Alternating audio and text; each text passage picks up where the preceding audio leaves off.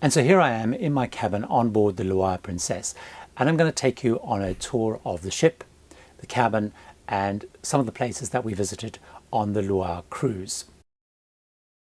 It's a very unique ship. It's the only one of its kind, and it had to be specifically designed to travel on the Loire, which is very shallow. So the ship was designed with 2 paddles on either side. It can sail in water that's as shallow as 70 centimeters. River cruise ships by their very nature are quite small. However, there are a number of public areas and spaces that you can explore, with a sun deck on the top, which is fantastic, particularly on nice warm days when you're cruising. On the upper level is the reception and a seating area just behind the reception, and the very popular bar and lounge. This is not only, of course, where people go to have drinks, but it's where they hold quizzes and where they have various forms of entertainment.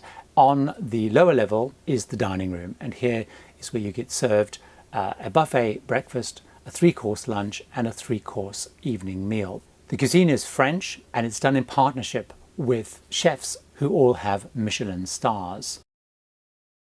I was staying in one of the balcony cabins. It has twin beds which can apparently be made up as a double bed. It has lots of storage space. It has a safe, lots of plugs to charge things in. The bathroom is a shower room, a good sized shower, and complementary toiletries as well. Because space is at a premium, the televisions come out of the ceiling.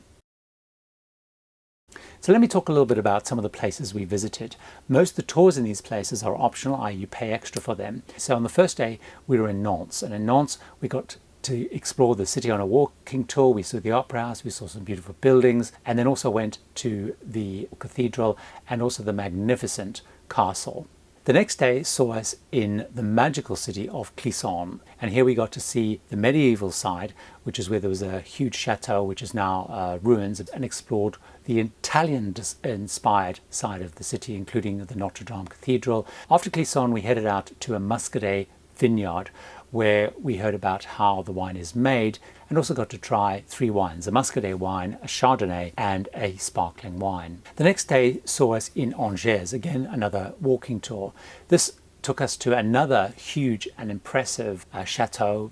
In the chateau is the remarkable Apocalypse tapestry.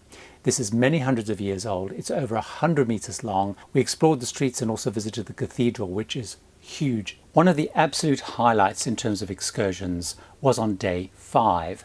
This is an included excursion. It's included in the fare, and it's a visit to 3 beautiful chateaux. The first of all is the Chateau of Azay, which they call a jewel of Renaissance architecture. Villandry was the one that I enjoyed the most. It was rescued in the early 1900s by a Spanish gentleman. He set about restoring this beautiful structure, as well as the Renaissance gardens, and the gardens are magnificent. The third of the chateaus that we visited was the Chateau of Usse, and this is best known for being the inspiration behind Sleeping Beauty. So as you tour the estate, there's a whole exhibition and display related to the story of Sleeping Beauty with various costumes.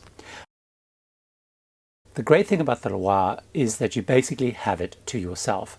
Because it's the only ship of any size that can make it up the river, there's no other river cruisers, there's no other large ships, so it's basically just the Loire Princesse, a few pleasure boats, and some fishermen. So it's a very quiet, calm experience, and it's very beautiful. And remember, for more travel advice and tips, including much more on river cruising, please subscribe to the channel and also visit my site at tipsfortravellers.com.